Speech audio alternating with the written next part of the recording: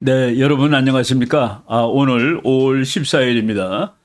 제가 간만에 우리 그 촬영하는 대한연대 촬영실에 와서 촬영하게 되었습니다. 그동안 뭐 바쁜 일도 많고 그래가지고 여러분들이 분위기가 오늘 바뀌었다고 생각하실 것 같아요. 바로 지난주일이죠. 인도하고 파키스탄이 아주 짧은 그렇지만 아주 격렬한 그 전쟁을 치렀습니다.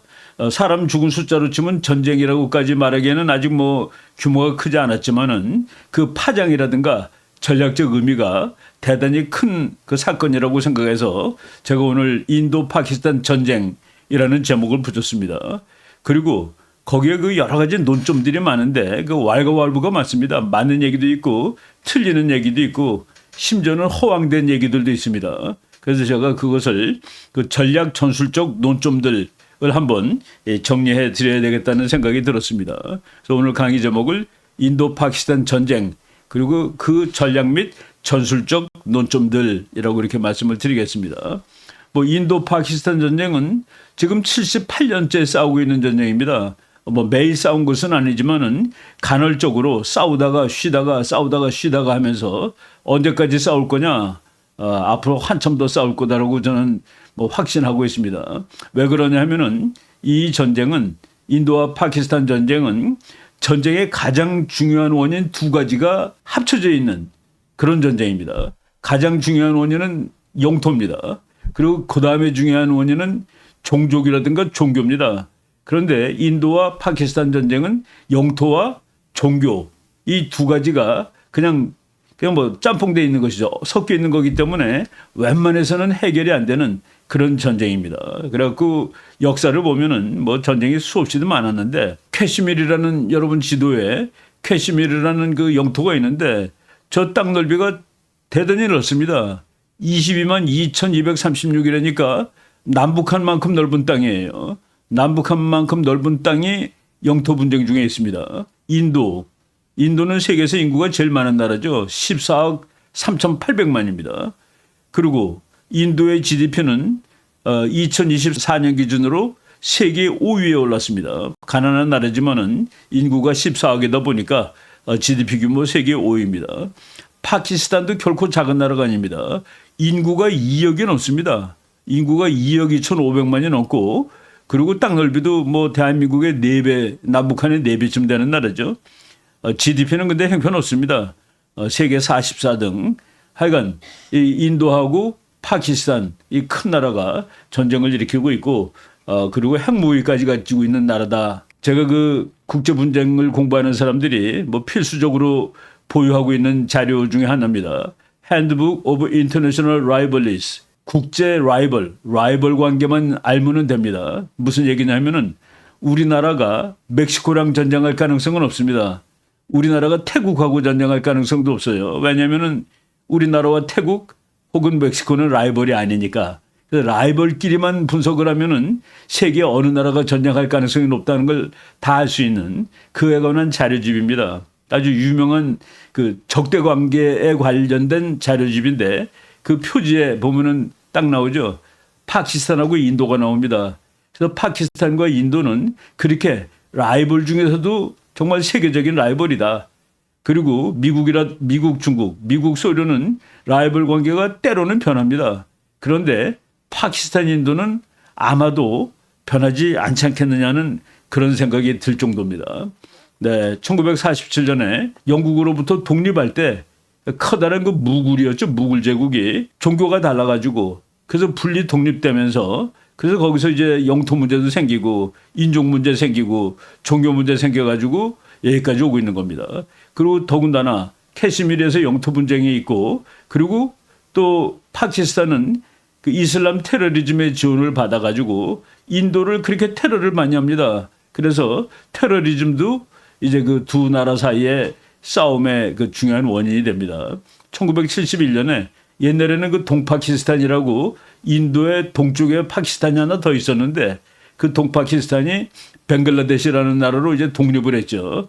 그때 한 전쟁 빼놓고는 대부분 영토와 종교 때문에 싸운 전쟁이었다. 그 영토와 전쟁은 가장 중요한 전쟁의 원인이다. 바로 이렇게 보시면 이 두 분쟁이 얼마나 힘든지 알 수 있을 겁니다.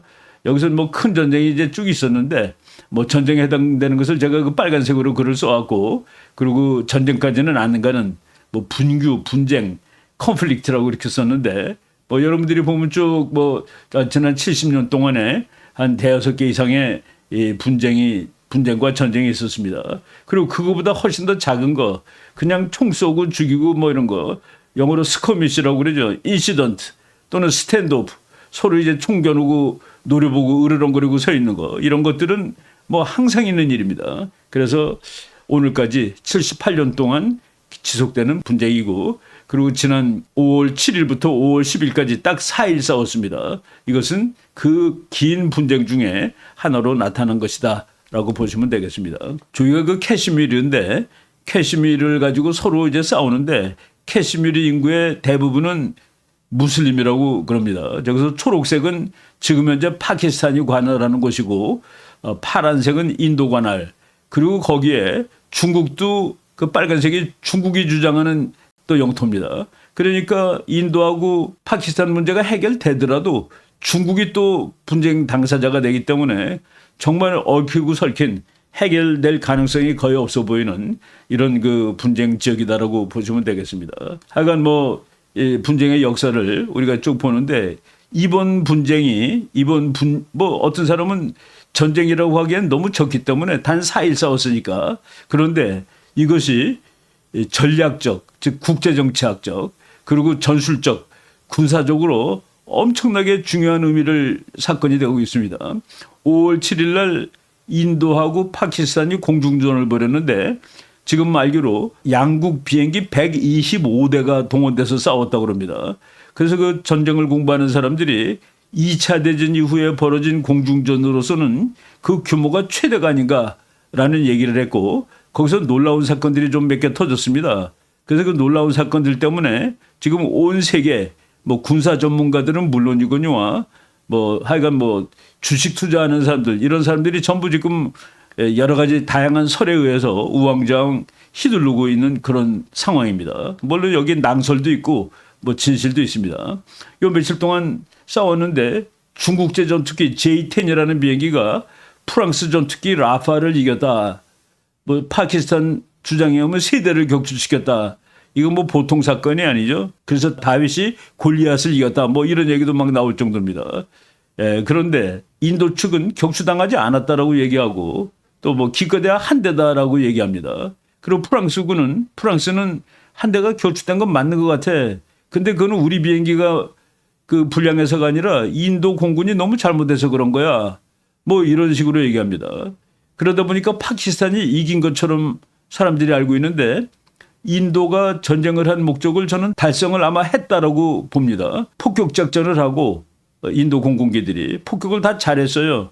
그래서 그 파키스탄의 많은 기지들을 파괴했는데 프랑스 공군기가 중국 공군기한테 추락됐다는 사실 때문에 막 세상이 다 놀라다 보니까 중요한 것이 다 가려지고 있는 그런 상황입니다.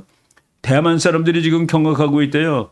중국이 대만을 공격하면은 비행기 타고 올 텐데 중국의 전투기가 이렇게 좋은지 몰랐다라고 얘기하는데 그 얘기는 많이 하지만은 중국이 파키스탄한테 방공망을 제공했는데 그 방공망은 인도 전투기들, 인도 미사일이 파키스탄 내 기지들을 무참하게 부수는 동안에 거의 기능을 또 하지 못한 것도 있습니다. 근데 이런 것들은 또 숨겨지고 있고 하여간 뭐 이런 복잡한 얘기예요. 그러다 보니까 전쟁 끝난 지 며칠 안 됐는데 세계 여러 그 전문가들, 방송들 이런 데서 디펜스 컴퍼니스 인도 프로파간다와 그러니까 무기 만드는 회사들이 서로 선전 전쟁을 하고 있다. 광고 전쟁을 하고 있다. 중국의 챙두라는 비행기 회사가 지금 J-10이라는 비행기를 만드는데 중국제. 그 회사의 주가가 지금 대폭 오르고 있답니다. 그 비행기가 얼마나 잘 싸운지 모르는데 역사상 딱 한 번 싸운 겁니다. 역사상 처음으로 전투를 했고 처음으로 프랑스 공군기를 격추시켰는데 그거 하나 가지고서 회사 주가가 오르는 거 보면은 그 주식하는 사람들도 이렇게 그 깊게 생각을 하고 일을 하는 것 같지는 않다는 생각이 들었습니다. 인도가 전쟁을 했는데 이 작전 이름이 오퍼레이션 신두르라는 작전입니다. 신두르는 뭘까? 신두르는 그 여러분 그 사진 보시는데 그 인도 여자들 그 눈썹하고 이마고 사이에 빨간 거 칠하고 다니죠. 저거를 신두루라고 합니다. 저 빨간색을 칠하는데 저 빨간색은 뭐를 의미하냐면은 이제 결혼했다는 남편이 있다는 사실을 의미한답니다. 그래서 그 남편이 결혼하지 않았으면은 저 빨간 점을 안 찍고 다니고 또 결혼했는데 남편이 뭐 일찍 죽었거나 그랬을 때도 저 빨간 표시를 지운대요. 그래서 빨간 표시가 그 결혼한 여자라, 그러니까 남편이 있는 여자라는 그런 상징인데 이번 작전 이름이 바로 신두루 작전입니다. 그것은 왜 그렇게 됐을까? 네, 4월 22일 그러니까 지금부터 한 달 채 안 됐죠. 캐시미르 중에서 인도가 관할하는 그 거기에 아주 그 경치 좋은 마을이 있는데 파할감이라는 마을이 있습니다. 그 파할감이라는 마을이 뭐 관광지다 보니까 관광객들이 많이 가는데 그 관광객들의 대부분이 인도의 신혼부부였답니다. 근데 그 신혼부부들이 갔는데 거기서 파키스탄의 게릴라들이 와가지고 그 신혼부부들 중에서 남자들만 골라주겠다는 거예요. 남자들만 골라주기는데 그 사람들이 종교가 뭔지를 확인을 했답니다. 그래서 그 코란의 일부 귀조를 암송해 보라고 그러고 암송하지 못하는 사람들을 다 죽인 거예요. 남자만. 그래서 남자만 죽이는데 지금 거기 뭐 당나귀 타고 안내하던 사람까지 해서 남자 26명을 골라서 죽였다라고 돼 있습니다. 저희 그 신부가 통곡하는 장면이 나오죠. 옆에 있는 거는 자기 남편 죽어서 이제 쓰러져 있는데 그 이제 흑백 사진입니다. 저 침통해하는 바로 하마스처럼 어택 공격을 했다. 그 파할감이라는 마을에서 인도가 저거 가만히 있을 수 있겠습니까? 인도는 뭐 비교적 좀 이렇게 점잖은 나라죠. 쌈하고 그렇고 국제사회에서 가장 그 선량한 나라로 또 인정받는 것이 인도인데 인도 당국이 무지하게 화가 난 것 같습니다. 그래서 보복 작전을 신두루 작전이라고 하고 그리고 파키스탄 영내를 미사일 또는 전투기로 폭격을 이제 막 하는 거죠. 이 테러를 한 사람이 5명 정도라고 그러는데 아직 아무도 잡지는 못했습니다. 이 5명이 Resistance Front, 뭐 프런트라는 건 전선이죠. 그러니까 저항 전선 뭐 이런 그런 뜻이 되겠는데 지금 인도가 폭격을 하고 그 사람들 폭격하고 저 사람들 거처를 근데 보니까 알카에다랑 연결된 그런 것이다라는 내용이 인도 방송들에서는 이렇게 나오고 있는 이런 상황입니다. 인도 파키스탄은 둘 다 군사력이 만만치 않은 나라입니다. 군사력이 만만치 않은 나라고 군인 숫자도 엄청나게 많은 나라입니다. 그래서 지금 여러분들이 뭐 이렇게 나온 그림을 보는데 주로 파키스탄은 무기가 중국제 무기입니다. 80% 이상이 중국 무기고 인도는 보면은 인도제 무기가 있고 프랑스제 무기가 있고 러시아제 무기가 있습니다.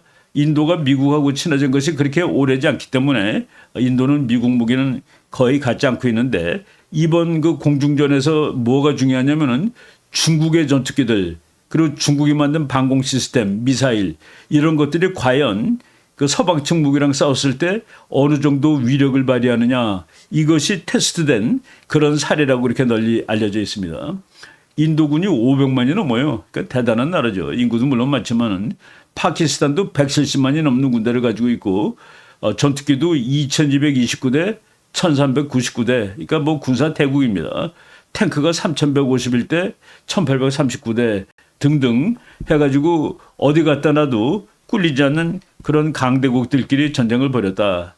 이번에 미국이 급히 중재에 나섰는데 미국 생각으로는 이거 잘못하다가는 뭐 핵 무기 있는 나라들끼리 싸우다가 핵 전쟁 되는 거 아니야 하는 그런 생각도 있었다고 이제 말을 합니다. 예, 이 두 나라가 얼마나 서로 싸우냐면은 둘이 뭐 핵을 가지고서도 싸울 수 있는 나라일 정도로 그래서 그 인도는 1974년에 처음을 핵을 개발했죠. 그리고 완전한 핵 보유국이 된 것은 뭐 1998년 그해 한꺼번에 핵실험을 여러 차례를 했습니다. 그리고 핵 보유국을 선언했고 파키스탄도 같은 해에 인도가 핵을 가지니까 또 핵을 보유해서 핵을 보유한 두 나라입니다. 특이할 사실은 인도는 핵을 파키스탄의 타겟을 표적을 향해서도 겨냥하고 있지만은 특히 중국의 표적을 겨냥하고 있다라는 것이 중요합니다. 인도가 가지고 있는 장거리 미사일이 있는데 에그니 미사일이라고 이름을 부릅니다. 에그니 미사일이 중국을 쏘는데 아주 적화되어 있는 미사일입니다. 중국의 끝까지 쏠 수 있어요. 5,500에서 8,000km 가는데 바로 중국을 겨냥한 미사일을 가지고 있다는 사실. 그래서 중국하고 인도는 숙적입니다. 숙적. 인도 파키스탄보다는 덜 숙적이겠지만은 길이가 몇천 킬로 국경을 같이 하고 있다는 것은 그 두 나라가 친할 수 없는 그런 지정학적 요인이 되죠. 바로 중국이 이번 저는 여기서 그 전략적 해석을 하라 그러면은 중국이 인도가 무럭무럭 크는 것을 억제하기 위해서 파키스탄을 사용해서 작은 전쟁을 일으킨 것이다 라고 말씀을 드릴 수가 있을 것 같아요. 저 보겠습니다. 인도는 러시아 무기가 36%, 프랑스가 33%, 이스라엘 거 18%, 그리고 나머지 13%, 미국 거가 없다는 사실이 특기사항입니다. 파키스탄은 중국 무기가 81%예요. 그리고 터키 거가 6%, 네덜란드 10%, 그리고 기타 9%.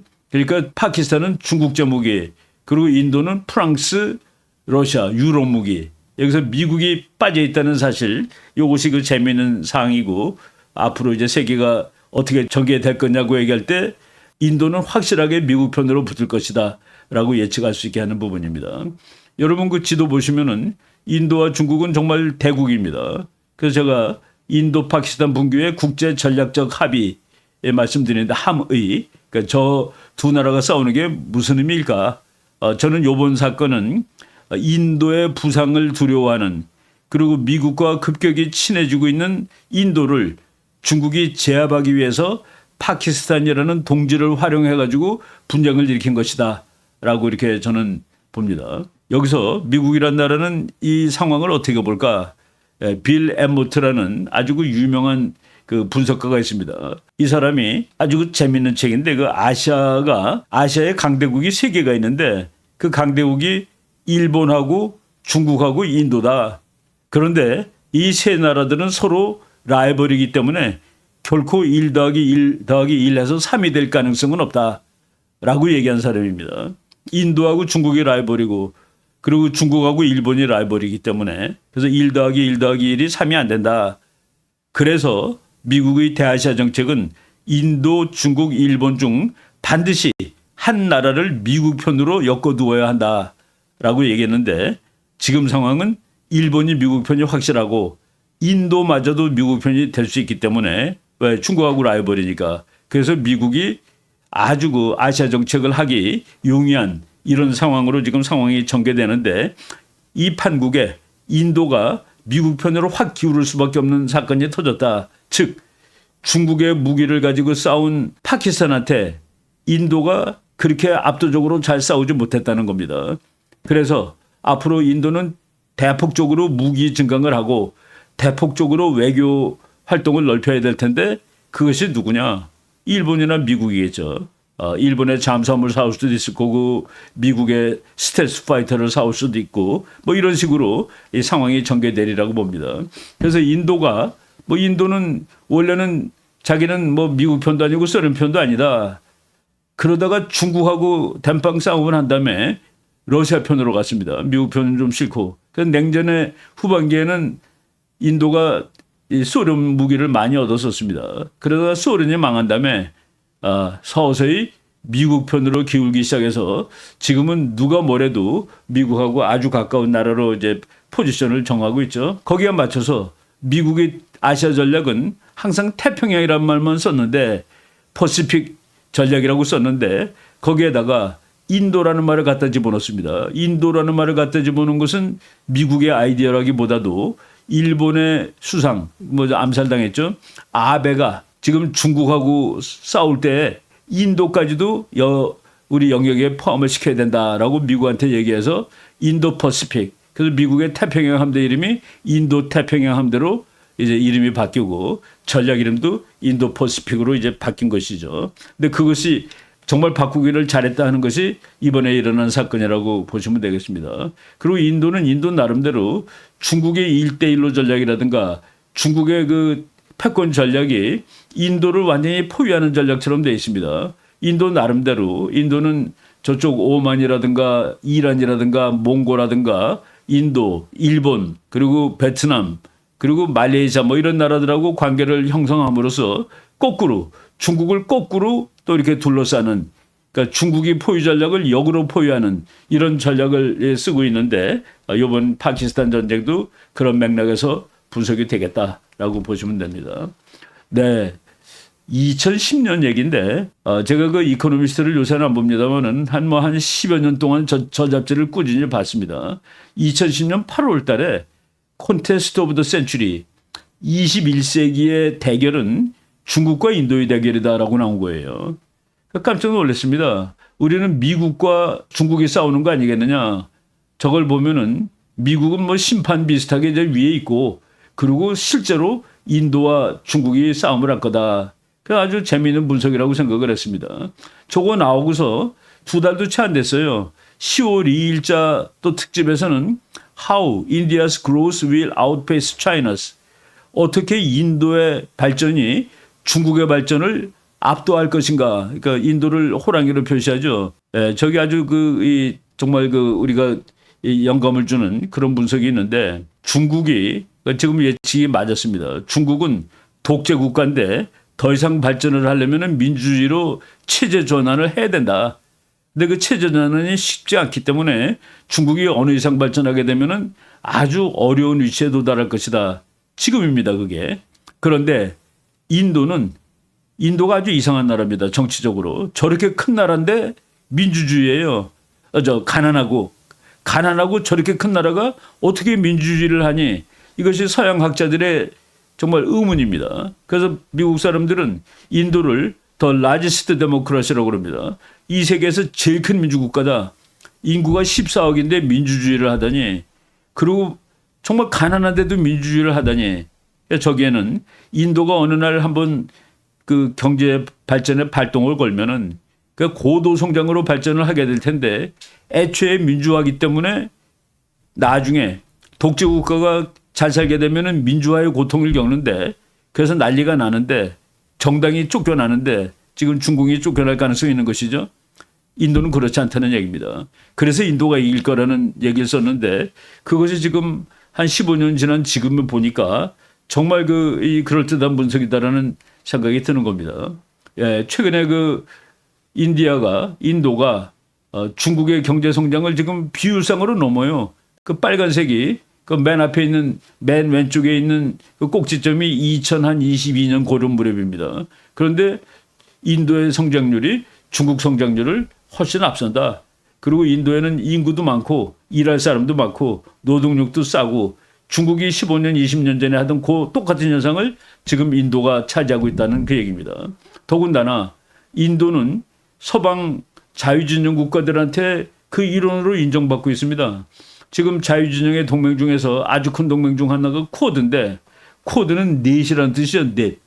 호주, 미국, 일본, 인도, 이 네 나라가 하나의 방위동맹 비슷한 것을 체결을 했습니다. 이거는 이미 몇 년 전에 제가 대한민국도 여기에 들어가야 된다.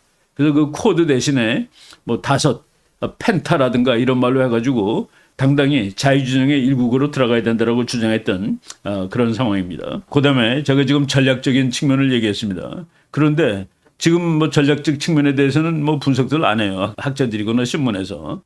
이게 지금 사건이 짧기 때문에 저널리스트한 분석밖에는 할 수 없고, 아카데믹한 분석을 하려면은 이 자료들이 더 많아야 이제 할 수가 있습니다. 그럼에도 불구하고 지금 누가 이겼냐? 싸움터에서. 근데 전쟁에 이기는 것이 진짜입니다. 전투에는 아무리 이겨도 전쟁에 질 수 있어요.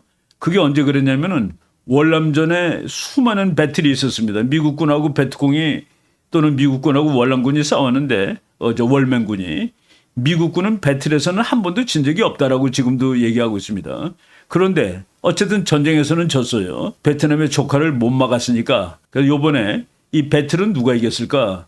저는 여러 차원에서 봐야 된다고 그랬는데, 지금 많은 분석가들이 5월 7일에 공중전 125대가 서로 싸운 거, 고기만 갖고서 그 프랑스의 라팔기가 중국의 제이텐한테 추락당했다. 그 놀라운 사건 하나만 가지고 분석을 하는데, 저는 인도가 이번 공격의 목표를 달성했는가를 봐야 됩니다. 그리고 달성을 했는데 달성하기 위해서 치른 대가가 치를 만한 대가였느냐, 그걸 봐야 된다고 봅니다. 그리고 파키스탄이 주장하는 승리는 공중전에서 라팔기 3대를 격추했다는 것인데 그러면은 과연 중국의 J-10의 위력이 그렇게 대단한 것인가? 중국 J-10이라는 전투기가 역사상 처음으로 30년 만에 전투를 한 번 했는데 그거 가지고서 이제 J-10이 라팔보다 더 우수하다고 말할 수 있는 것인가? 물론 J-10은 값이 라팔의 3분의 1밖에 안 됩니다. 그런데 여기서 더 중요한 것은 지금 이와 같은 주장들이 진짜냐 또는 가짜냐. 인도는 추락당하지 않았다고 그러고 파키스탄은 3대를 추락시켰다고 그러고 그런데 이 추락당한 것이 서로 공중전 하다가 추락당한 것이냐. 그렇지 않으면 다른 짓 하고 있는데 가서 때려가지고 뭐 뒤통수를 맞아가지고 추락한 거냐. 여기에 따라서 어느 비행기가 더 좋다는 얘기는 다 달라집니다. 그래서 이런 것들이 지금 정확하게 나오지 않은 상황이다. 뭐 그렇지만은 사람들이 마음이 급하니까 중국 비행기 만든 그 항공회사가 주가가 올랐다는 건 사실입니다. 저는 인도가 상당한 수준의 그 효과를 원하던 거를 아까 신두르 작전이라고 그랬죠. 그 여기 빨간 것을 지우면서 우는 그 젊은 여인들의 한을 갚아준 작전이라고 볼 수 있는데 테러기지, 공군기지 해가지고 뭐 표적 한 10몇 개를 그냥 완전히 두들겨 팼습니다. 그래서 인도군의 라팔 전투기하고 스칼프라는 미사일하고 여러분 다 보십니다. 스칼프 미사일. 그리고 해머 미사일. 이거 왼쪽 아래가 해머 미사일이에요. 이런 미사일 가지고서 9개의 표적을 뭐 지금 표적 개수도 달라요. 뭐 어떤 데는 11개라고 나오고 23분 동안 그냥 무작위로 두들겨 팼는데 그 동안에 파키스탄의 그 방공장치가 작동을 하나도 안 했다고 그럽니다. 파키스탄의 방공망은 전부 중국제예요. 그럼 중국제가 얼마나 허술했냐라는 소리가 나와야 되는데 그 소리는 뭐 현재 나오지 않고 있습니다. 그리고 인도는 우리 손실은 없었다라고 얘기를 합니다. 저것이 사실이라면은 인도는 자기가 원하던 것을 했고 그리고 파키스탄이 가지고 있는 중국제 방공망은 기능을 잘못한 거라는 얘기도 나와야 되겠죠. 네. 그래서 인도가 파키스탄의 방공망을 무력화시켰다. 11개 공군기지. 그래서 공군의 인프라를 20%나 파괴했다. 파키스탄 전투기도 다수를 파괴했다. 몇 대라고는 안 나옵니다. 그리고 파키스탄의 9개의 테러 거점을 파괴했다. 중국제 방공 시스템 홍치 HQ-9P 시스템을 파괴했다. 여러분들이 보는 그 방공망 미사일 사진입니다. 중국제인데 저거를 무력화시켰다라고 지금 파키스탄이 얘기하는 겁니다. 그리고 파키스탄의 그 뭐 비행 편대장쯤 되는 사람 같아요. 우스만 야수프라는 사람을 저 사람은 공중전 하다가 죽은 게 아니라 인도가 미사일 공격하는데 그 공군 기지 내에서 이렇게 인명피해를 당한 그런 사람으로 나옵니다. 근데 저런 얘기들은 우리나라 그 주요 언론에는 거의 안 나오는 얘기죠. 양쪽을 다 봐야 된다는 겁니다. 그 타임스 오브 인디아라는 신문에서 이제 자기네들이 이겼다는 식으로 쓴 거예요. 제가 전황 보도는 언제라도 편파적입니다. 전부 다 자기가 이겨요. 다 자기가 이기는데 나중에 시간이 지난 다음에 그 결과를 우리가 한번 냉혹하게 살펴봐야지 정확한 그림을 알 수 있다. 파키스탄 공군은 압도적으로 중국 공군이라고 얘기하면 되겠습니다. 인도 공군은 러시아자하고 프랑스자가 섞여 있다. 그런데 이번에 하늘에서 파키스탄이 지지 않은 것 같아요. 그래서 지금 군사 전문가라기보다도 군사에 흥미를 가진 이런 그 아마추어 뭐 밀리터리 매니아 이런 사람들이 뭐 그냥 여기저기서 얘기들을 떠들고 있습니다. 125대가 전투를 했는데 독파이트는 이렇게 서로 눈으로 보고 싸우는 겁니다. 근데 이쪽 양쪽 조종사들이 전부 뭐 거의 한 200km 가까이 떨어져 있었기 때문에 서로 상대방을 눈으로 보지 않았어요. 그럼 뭐로 싸웠냐? 요 레이더망에 나타난 거 가지고 이렇게 뭐 게임한 겁니다. 그런데 중국의 미사일이 몇백 킬로 밖에 있는 저 인도의 프랑스 전투기를 맞힌 거냐? 지금 그 문제가 이제 놀라운 겁니다. 그래서 지금 몇 대라는 것도 정확하지는 않은데 아무튼 125대라는 말이 여기저기서 나오고 있습니다. 또 파키스탄 주장에 의하면은 114대가 싸웠다. 인도 전투기 72대, 파키스탄 전투기 42대 해가지고 뭐 어떤 것이 맞는지 모르죠. 그런데 아무튼 이번 그 인도 파키스탄 공중전이 역사상 너무나도 중요한 그러니까 one of the largest dogfight in recent history 근세 역사에서 최대의 공중전이었다. 군사 연구하는 사람이 이번 전쟁 가지고서 수많은 이 전술 전략을 뭐 연구할 수 있을 것 같습니다. 이 교정 결과를 놓고 양국의 주장이 극명히 갈렸다. 파키스탄은 자기가 이겼다고 그러고 인도는 또 자기가 이겼다고 그러고. 근데 여기서 가장 놀라운 사실은 인도가 아주 돈 많이 주고 사온 겁니다. 프랑스제 라팔 전투기가 중국제. 그냥 남들이 전부 다 웃었어요. 뭐 그렇게 형편없는 비행기 가지고 싸우냐 그랬는데 그 비행기에 미사일은 맞았다라는 사실이 충격으로 보도되고 있습니다. 라팔 비행기입니다. 라팔 비행기가 저게 우리나라도 저거 살 뻔했어요. 한국 공군이 라팔을 사야 되느냐 F-15를 사야 되느냐 가지고 논쟁 벌였는데 그때 저도 논쟁에 꼈던 학자입니다. 나는 당연히 미국 F-15를 사야 된다라고 이제 얘기를 했었죠. 근데 이 라팔기가 뭐 전투 경험이 별로 없는 비행기인데 이번에 정말 모욕을 당했습니다.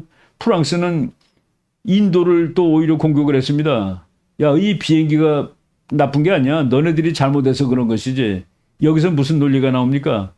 비행기 성능이 비슷할 때 훌륭한 조종사가 탄 비행기가 이긴다가 이 공중전의 교훈입니다. 한때 이스라엘이 미국 전투기 가지고 이스라엘이 싸웠는데 소련 전투기를 85대를 격추하면서 자기는 한 대도 안 떨어졌어요. 그러니까 미국이 그랬습니다. 봐라, 미국 전투기가 이렇게 좋다는 소리야. 그랬더니 이스라엘 공군 조종사들이 우리가 소련 비행기를 조종했어도 우리가 이긴다라고 얘기를 했습니다. 시리아가 미국 걸 조종하고, 그러니까 조종사의 기량이 얼마나 중요하냐를 얘기하는 것이죠. 아무튼 J-10이라는 비행기가 성공적인 실전 테스트를 했다고 지금 뭐 중국도 난리가 나고 중국 네티즌들이 뭐 그냥 아주 국뽕에 젖어 있습니다. 야, 중국이 프랑스 전투기를 이겼다. 뭐 난리가 나고 있는데, 뭐 지금 학자들이 서서히 분석을 하는데, 지금 많은 분석가들은 그 결론이 일치합니다. 물론 중국이 군사기술이 현대화됐다는 것은 증명한 것이 사실이다. 그렇지만은 이 단 하나의 사건을 보고 중국의 비행기가 프랑스의 비행기를 이길 수 있다는 것, 이것은 말이 안 된다. 이겼다고 단정할 수 없다. 그리고 이제 공중전은 눈으로 보고 하는 그걸 독파이트라고 합니다. 개싸움이라고 그러죠. 눈으로 보고 할 때는 속도 빠른 비행기가 유리한 게 아니라 회전 각도가 작은 비행기가 유리합니다. 그래서 남의 비행기에 꼬리에 붙을 수 있는 비행기가 유리한데 지금 뭐 수백 킬로 밖에서 상대방 전투기 보지 않고 레이더로 쏘는 거기 때문에 이제는 과학기술이 좋은 그런 장치를 가진 비행기가 유리한 것이죠.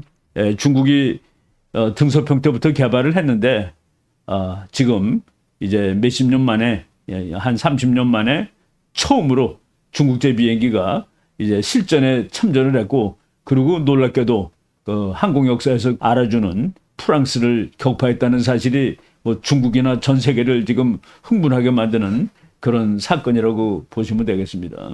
파키스탄은 세 대를 격추 주장했다고 그러는데 인도는 아니라고 또 얘기하고 근데 뭐 한 대 또는 두 대가 격추된 것은 사실이다라고 미국, 프랑스가 확인을 한 그런 상태입니다. 너무 거짓말이 많죠. 인도 라팔 전투기를 격추했다 뭐 이런 주장들이 여기저기 막 나오는데 그래서 그 소식이 전해지니까 중국의 항공우주 방산 테마주가 급등을 하였다.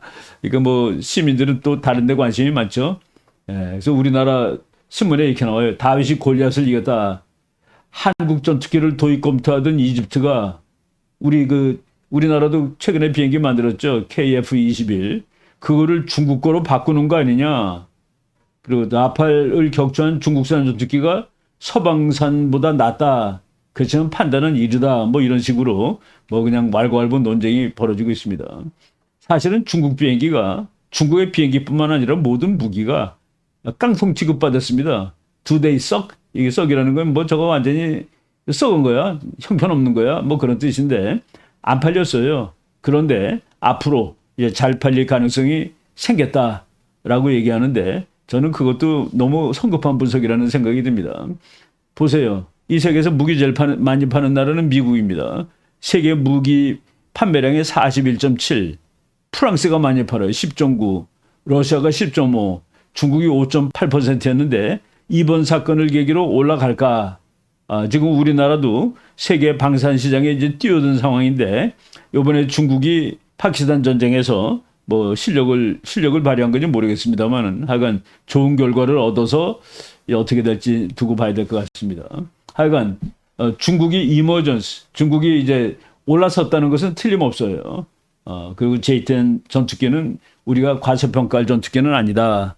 다만 아직 그 자료 하나 전투 한 번 가지고서 얘기한다는 것은 너무나도 불충분한 얘기다라고 전문가들이 얘기하고 있습니다. 이것도 인도가 주장했는데 파키스탄의 AWACS, 이 공중 경보기죠. 저거 없으면 공중전 못합니다. 저거를 격추시켰다라는 주장이 나오고, 그리고 이 주장이 사실이라면 이것도 놀라운 일인데 파키스탄이 좀 오래된 것이지만 F-16 미제를 갖고 있습니다. 그것도 격추를 시켰고 J-10보다는 조금 좀 구형인 JF-17이라는 중국대도 격추시켰다라는 방송이 어제 오늘 이렇게 나오기 시작하고 있습니다. 네, 인도군이 2대나 격추시켰다는 중국제 JF-17이라는 비행기예요. 그러니까 저것도 이제 챙두라는 그 J-10 만든 같은 회사가 만든 비행기입니다. 그 우리가 데이터를 더 많이 수집하고 분석을 해야 되겠다 그런 얘기입니다. 놀라운 주장이 또 나왔습니다. 중국이 미사일로, 중국 비행기가 미사일로 이 프랑스 비행기를 격추시켰는데 프랑스제를, 그게 PL-15이라는 그 공대공 미사일입니다. 공대공 미사일인데 저 미사일이 날아가다가 터지지도 않고 땅에 떨어진 것을 인도가 2개나 찾아냈습니다. 저거를 만약 인도가 분석을 하면은 저것을 막을 수 있는 그 시스템을 만들 수가 있어요.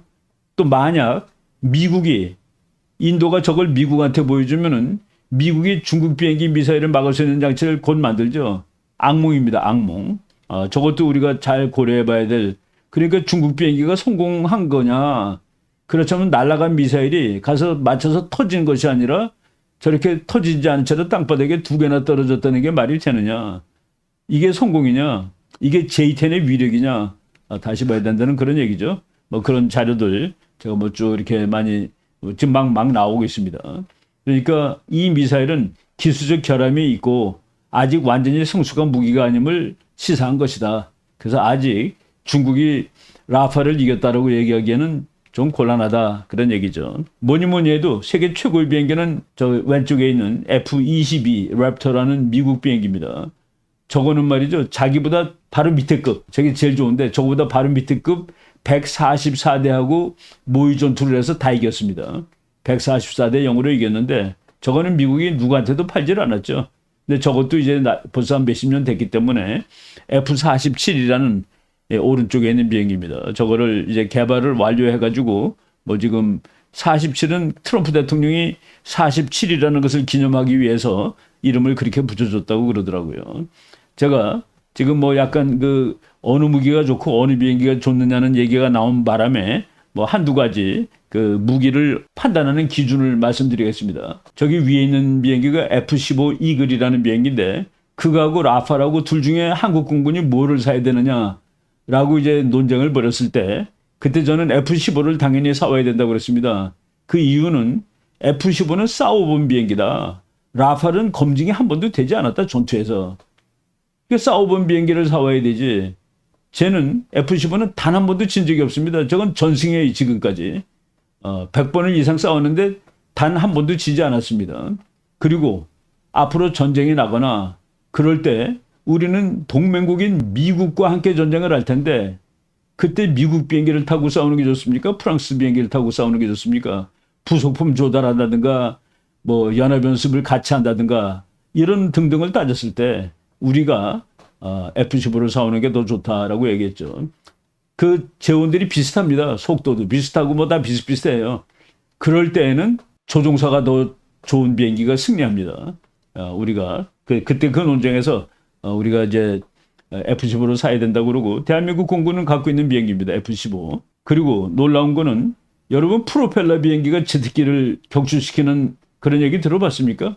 2차 대전 끝 무렵에 독일이 여러분 보면은 메셔스미트 260이라는 제트기를 만들었어요. 근데 저 제트기를 미군이 갖고 있던 머스탱이라는 P-51이라는 프로펠러 비행기가 가서 여러 대를 격추시켰는데 언제 격추시킨 건지 아십니까? 공중전에서는 상대가 안 되죠. 속도고 뭐고. 그런데 저 비행기들이 이제 착륙할 때 뒤따라가서 그 위에서 쏴버린 겁니다. 앉아있는 비행기는 아무리 좋아도 후진 떠있는 비행기한테 지는 것이죠. 바로 저런 식으로 뭐 소가 뒷걸음치다 쥐잡을 수 있는 그런 일이 있습니다. 그리고 월남전에서 팬텀기, 저거 그 당시에 최고의 전투기죠. 그런데 미그 정말 형편없는 6.25 직후에 나온 미그 17이라는 거하고 팬텀기하고 비율을 보니까 4대1입니다. 4대1. 팬텀기 때는 미사일로 싸움을 했기 때문에 첫 번째 팬텀기는 기관총도 안 달았어요. 기관총도 안 달고 가서 보니까 소련 비행기들 월맹이 쓰던 후지지만 기관총 비행기한테 맞아서 떨어집니다. 그래서 팬텀기에 나중에 기관총을 나중에 달았죠. 그래서 아무리 좋은 비행기라도 쓰는 용도 이런 것에 따라 다르다는 얘기입니다. 그리고 또 이거는 뭐 벌써 몇 세대가 지난 3세대, 4세대 그 비행기인데 F-14라고 톰 크루즈 그 친구가 나온 영화 있죠. 아주 그 유명한 영화입니다. 거기에 그 나오는 톰 캣이라는 미국 공군 전투기인데 저 비행기가 그 당시 세계에서 제일 비쌌습니다.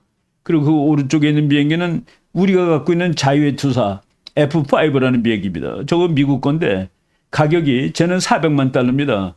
근데 F-14는 싼 것이 2,600만 불, 좋은 것이 3,500만 불이에요. 그 성능에 따라서. 그러니까 그 옆에 있는 비행기 7, 8대 값이 저거 한 대인데 모의 전투를 시켜보니까 조그만 거 3대가 넘어가면은 통캣이 이긴 적이 한 번도 없습니다. 1대1로 싸우면 항상 이겨요. 2대1이 되면 반반이고 3대1이 됐을 때는 항상 F5 자유의 투사가 이겼다. 그럼 돈으로 치면 어떻게 되는 겁니까? 그래서 어느 비행기가 더 좋다를 계산할 때 여러 가지 변수가 있다는 사실을 알아야 됩니다. 전략적으로 지금 인도는 미국한테 붙는다고 그랬죠. 오늘 제가 이제 강의 시작하기 전에 잠깐 뭐 그랬나 보니까 인도가 앞으로 스텔스 비행기를 사는데 미국제 F-35를 고려한다라는 말이 있는데 아마 미국은 흔쾌한 기쁜 마음으로 팔 겁니다. 그러면은 중국을 밑에서 확실하게 견제해 줄 거고, 그리고 이번에 트럼프 대통령이 되자마자 미국을 가장 빨리 방문한 그 국가원수 중 하나인데 2월 13일 날 그 만나가지고 전략적으로 협력하고 경제적으로 협력하고 뭐 한마디로 중국을 견제하는데 협력하자고 했다. 이번 사건이 너무나 시간 짧은 사건이고 그리고 팩트가 사실들이 아직 정확히 나오지 않았기 때문에 우리가 이제 학문적인 분석을 하고 더 권위 있는 분석을 하려면 뭐 시간이 걸릴 겁니다만은 지금 그냥 뭐 뜬금없는 얘기들이 너무 많은 것 같아가지고 제가 한번 제 나름대로 정리를 해보는 시간을 가졌습니다. 네, 오늘 여기까지 하겠습니다. 여러분 감사합니다.